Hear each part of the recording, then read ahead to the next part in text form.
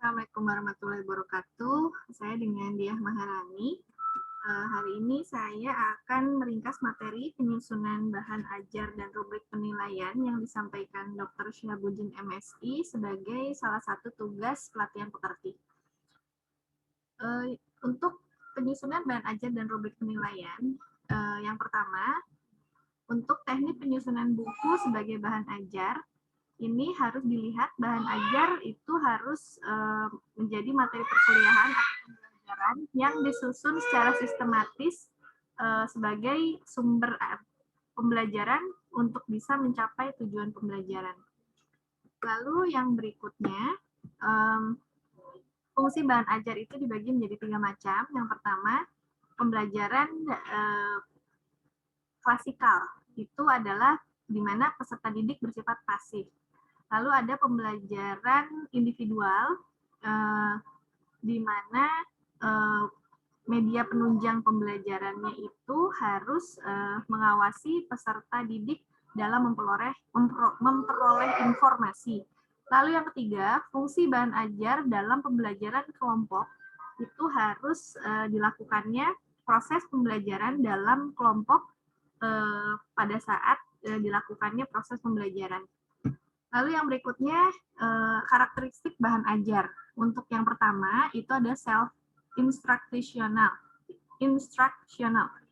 Di sini bahan ajar itu harus membuat peserta didik mempelajari tentang dirinya sendiri dan bahan ajar bisa dikembangkan. Juga harus memuat tujuan dan merumuskan dengan jelas hasil akhir yang ingin dicapai.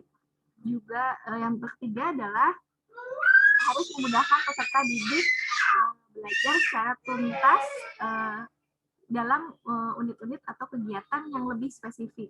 Yang kedua, self-contained, yaitu bahan ajar harus memuat seluruh bagian-bagian dalam satu buku secara utuh. Yang ketiga, stand-alone atau berdiri sendiri, di mana bahan ajar itu dikembangkan tidak terkandung oleh bahan ajar yang lain.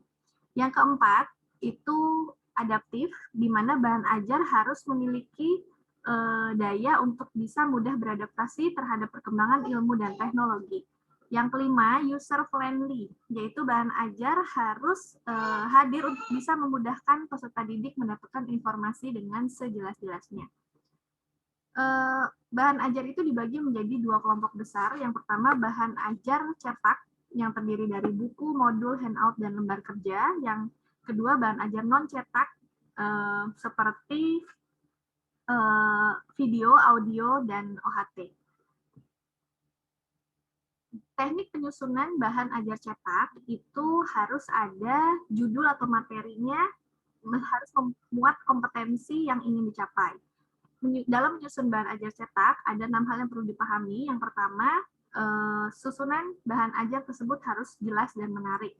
Bahasa harus mudah dimengerti, membuat mahasiswa mampu menguji pemahamannya. Lalu harus ada simultan untuk bisa mendorong mahasiswa berpikir secara kritis, nyaman untuk dibaca, sajiannya terstruktur, dan juga materinya untuk pemilihan teks bahan kajian dan lembar worksheet-nya. Lalu untuk pengembangan bahan ajar, ini perlu dilakukan bahan ajar yang bisa membangun situasi pembelajaran secara dinamis dan juga nantinya bisa tercapai tujuan pembelajaran, di mana sebagai tenaga pendidik kita harus memahami dengan betul karakteristik isi pesan pembelajaran yang ingin disampaikan agar tidak salah dalam memilih strategi pembelajaran. Lalu harus ada interaksi pembelajaran antara peserta didik dengan tenaga pendidik. Lalu juga harus bisa mengelola kelas dengan baik, dan juga memilih bahan atau pembelajaran, juga media pembelajaran dan alat evaluasi seperti apa yang ingin digunakan dalam proses pembelajaran.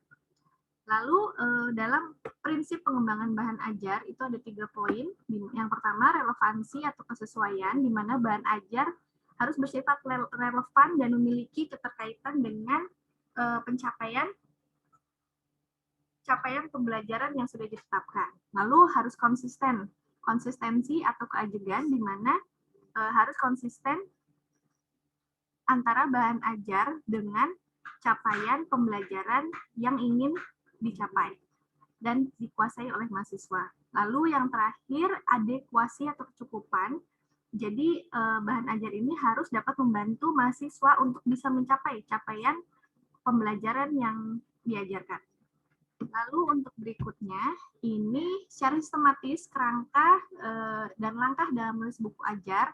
Itu yang pertama, adanya penyusunan RPS, lalu juga menyusun outline-nya akan seperti apa.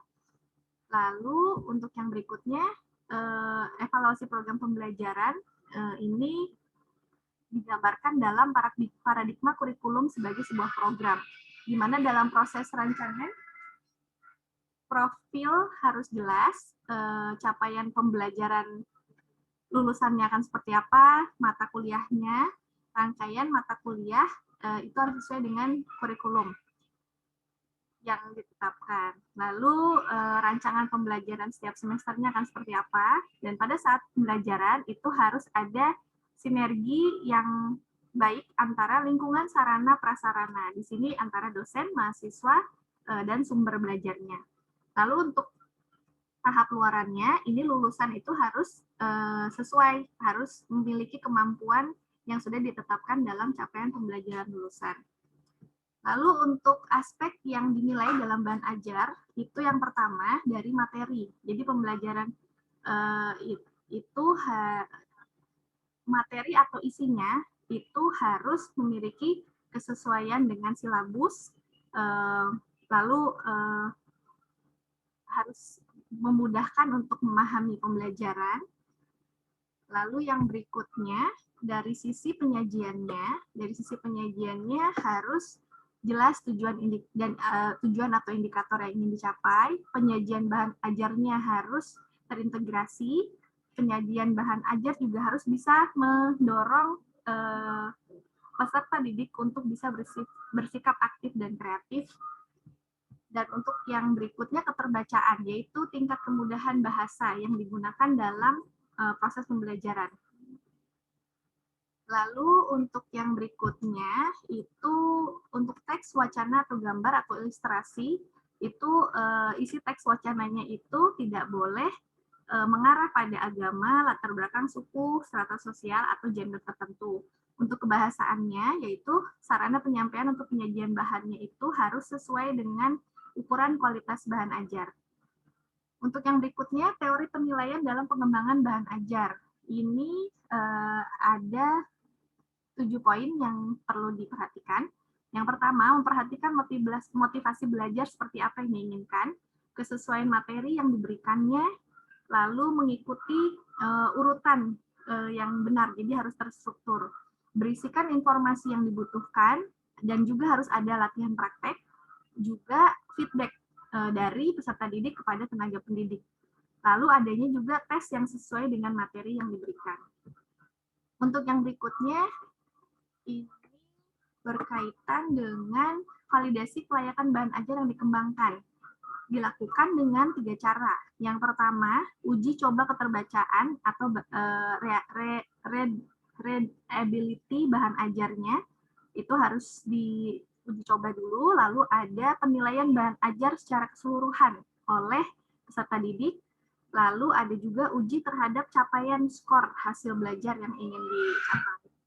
Lalu untuk proses evaluasi bahan ajar, itu ada komponen kelayakan isi, di mana di dalamnya mencakup kompetensi yang diinginkan, perkembangan peserta didik seperti apa, kebutuhan bahan ajarnya, lalu kebenaran substansi materi pembelajarannya, lalu harus bermanfaat untuk menambah wawasan peserta didik dan sesuai dengan nilai moral dan nilai sosial. Yang kedua, komponen kebahasaan mencakup keterbacaan, kejelasan informasi, kesesuaian kaidah bahasa Indonesia yang baik dan benar, dan juga pemanfaatan bahasanya harus efektif dan efisien sehingga jelas dan singkat. Lalu yang ketiga, komponen penyajian itu harus mencakup indikator yang ingin dicapai, urutan penyajiannya, dan harus bisa memberikan motivasi kepada peserta didik agar tertarik terhadap mata kuliah yang dilakukan dalam pembelajaran. Lalu adanya interaksi, pemberian stimulus dan respon antara peserta didik dengan tenaga pendidik. Dan kelengkapan informasi yang terakhir. Lalu untuk yang poin keempat, komponen kegrafikan itu mencakup penggunaan font atau jenis ukuran tulisan, lalu layout-nya, tata letaknya seperti apa, ada ilustrasi, gambar, foto, dan desain yang ditampilkan seperti apa. Harus bisa menarik untuk bisa dipelajari. Lalu untuk yang kelima, variabel dalam evaluasi. Idealnya dalam evaluasi yang dilakukan itu harus menyangkut kualitas bahan ajar cetak dari sisi materi, biaya, dan distribusi. Ada kalanya dalam melakukan evaluasi itu ada kendala yang nantinya akan dihadapi. Maka harus ada format atau alat bantu dalam melakukan evaluasi, di mana setiap format ini memiliki fokus utama yang disesuaikan dengan alasan dilakukan evaluasi dan memperhatikan bahan ajar yang akan dievaluasi. Dan sebagai penutup, pengembangan buku ajar yang sesuai dengan kurikulum dan dinamika yang ada itu harus menjadi pertimbangan. Lalu yang terakhir, evaluasi buku ajar itu diperlukan untuk menghasilkan desain bahan ajar yang baik agar bisa meningkatkan kualitas pembelajaran dalam capaian pembelajaran lulusan. Sekian ringkasan materi tentang bahan ajar dan rubrik penilaian dari saya. Terima kasih atas perhatiannya. Assalamualaikum warahmatullahi wabarakatuh.